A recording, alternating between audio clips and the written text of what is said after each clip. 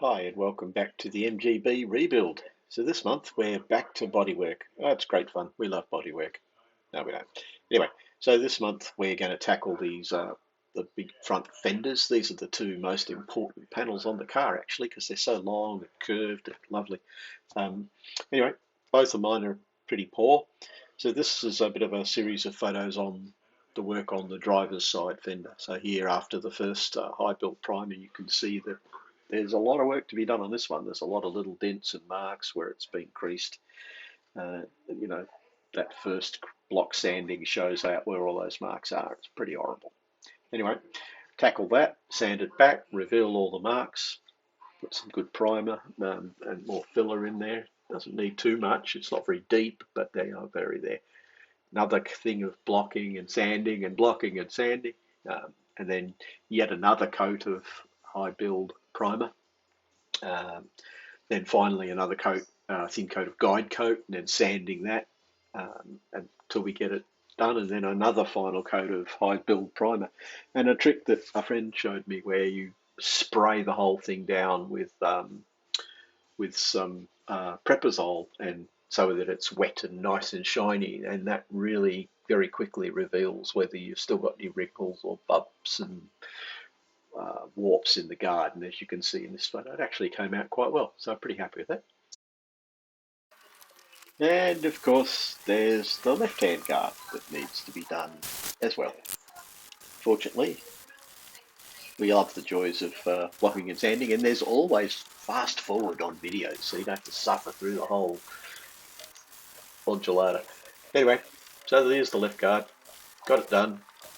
Several coats, several layers, several layers of guide coat, then back blocking and sanding, and then more layers of high build primer until eventually it's done.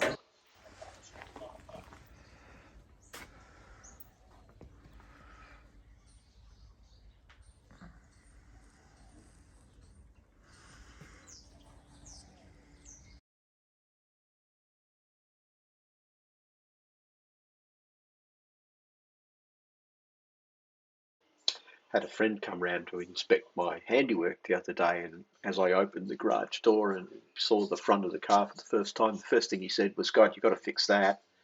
And I thought, "What? What?" You know, I thought it was looking pretty good.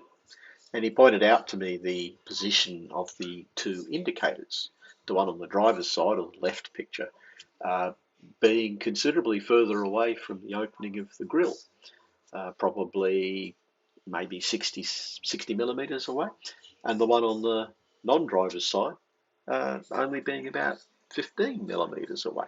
So this is apparently a problem when you use the fenders, that an early model fender and a late model fender. The difference is in the positioning of this indicator. And my car obviously has one early fender and one late fender. Anyway, so that needed to be fixed because having now seen it, you can't unsee it. It would drive me crazy forever. So the process is to simply chop it out, move it across, reposition it, and then restore the bodywork. So this was a bit annoying after I just about finished that guard. Anyway, had to be done. Just a snippet here for anyone who doesn't understand the joys of blocking and sanding. Um, I wish I could actually do it this fast, but here we are working away on the one of the doors. Don't know which one, but it's these are actually quite easy to do because they're nice and flat. You put them on a table and work away. It's just dusty and dirty and not at all pleasant. Anyway, enjoy the video.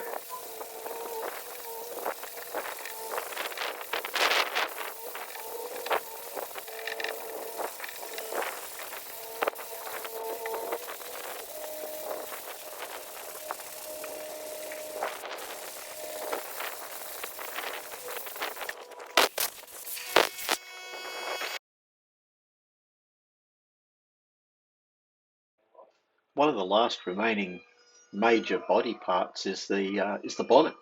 In my case, this bonnet is actually made of fiberglass, which is actually not an original component, but apparently was fairly popular back then. Anyway, I'm going to keep that because buying a steel or an aluminium bonnet that that's the correct one. A is A, very difficult, and B, very expensive.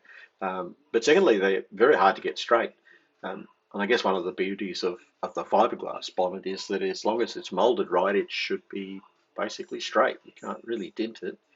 Anyway, so it was in pretty poor condition, having been painted several times, and looked to have been painted directly over the gel coat without any preparation of the gel coat in terms of roughing it. So hit it with a water blaster, and the paint just peeled off in great sheets. So it all had to come off, and then the gel coat had to be really abraded in order to get anything to stick to it properly.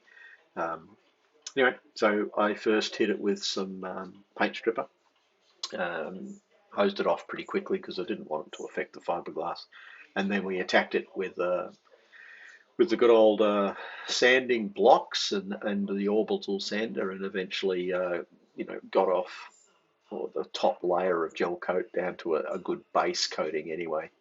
Um, and so here we are doing that, and then spraying it with some high build primer, and then engaging in a bit of joyous blocking and sanding yet again.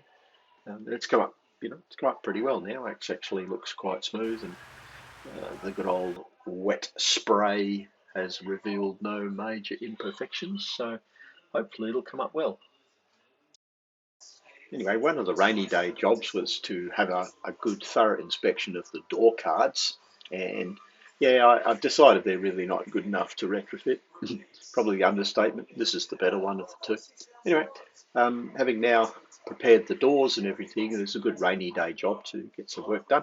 So the doors are all ready. I was lucky enough to find a guy just down the road who's got a nice big flat bed laser cutter and happened to have some templates and the right 2.5mm masonite. And he very promptly cut me out a set of door cards that fit perfectly. And I don't know where he got the templates from, but thank you. Anyway, so I've sent them off to a upholsterer in Melbourne who has had quite a bit of experience doing MG interiors, and he's making me up a set of custom door cards with a little bit different to the standard ones, but I think they'll look good, and I'll keep that for later on. I'll show you what they're going to look like when they're done. All right. So finally got all the bonnet and the guards all sanded down and guide coated and then blocked and sanded. And I had to sit around and wait for a few days. It's been quite poor weather here in Adelaide with a lot of rain and wind, so not really suitable for painting in my outdoor / workshop environment. So I waited, and I got a morning that was spectacularly beautiful for a sort of early spring day. It was 20, 21 degrees, absolutely still, no wind. So we got the car out of the workshop, and we gave her a quick scrub and then cleaned her down with some solvent, and gave her her final coat of high build primer, but thinned down quite a lot, so it's ready for as a sealer. So as you can see here, it's come up pretty well. It's nice and straight down the sides of those panels, and considering what they were like when we first got it, I'm pretty pleased with this. It's looking good. So now I just have to wait for another nice day, and we're going to paint the interior and the engine bay ourselves.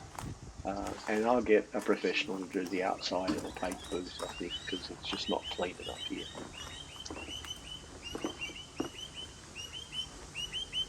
So the day has come. We've got a good day. It's nice and sunny and pretty still outside. So we're going to crack on, and we're going to paint the interior of the tub and the inside of the door panels. These areas all get covered up with things like carpet and door panels. So it doesn't really matter if my painting skills aren't really up to par, but it'll be good to see how that's come up and see if we can get a decent coat. So the next areas, it's going to be the engine bay, which is the last of the areas that I'm going to do myself. But that one you can see. So I'll get these ones right, get a bit of practice in, and then we'll tackle the engine bay on a separate day. So we've done the deed. There's 3 coats of base coat on this to get an even coverage. and then 3 coats of clear. Pretty hard to spray up underneath the dashboard and up in the footwells. You know, you're really difficult to get the gun up in there for a start. But we got reasonable coverage over everything, and I'm pretty happy with that. It actually looks quite good. It shows up all the imperfections in some of my welding, but this does get covered with carpet, so I'm not too fussed. But it looks good. So now we just have to wait a few more days, and we've got another nice day scheduled in, I think, the middle of next week. And we'll do the engine bay and the inside of the bonnet. And I think they're the last 2 bits that I'm going to paint. No, actually, I'm going to pull the front guards off again, and I'm going to paint under the flanges as well. But I'll do that at the same time. So there's that one more session where I put the final coat on the engine bay and the inside of the guards and the underside of the bonnet. And then we're going to send it off to a professional who's going to put it in the paint booth and give it the final external body coat, where it'll get a really nice sort of finish that's not going to get bugs and mosquitoes and stuff in it that I get in my backyard. Anyway, that'll be the next session.